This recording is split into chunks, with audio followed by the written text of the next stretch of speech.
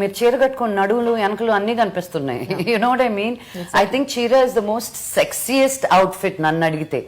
So నన్ను చీర కట్టుకోమంటే తెలియని సిగ్గొచ్చేస్తుంది నాకు.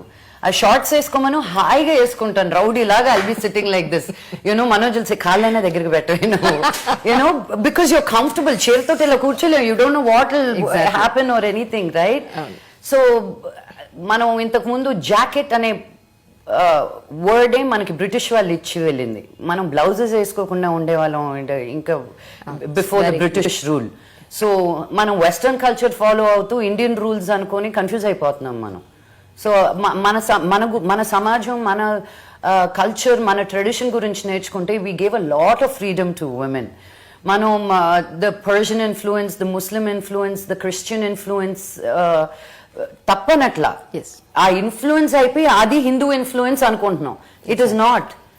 Hinduism gave a lot of freedom to women. So మన కల్చర్ మనం తెలుసుకుంటేనే చాలు మనకి. ఎక్కడ చూడాల్సిన అవసరం లేదు, చదువుకోవాల్సిన అవసరం లేదు. జస్ట్ మన పురాణాలు మనం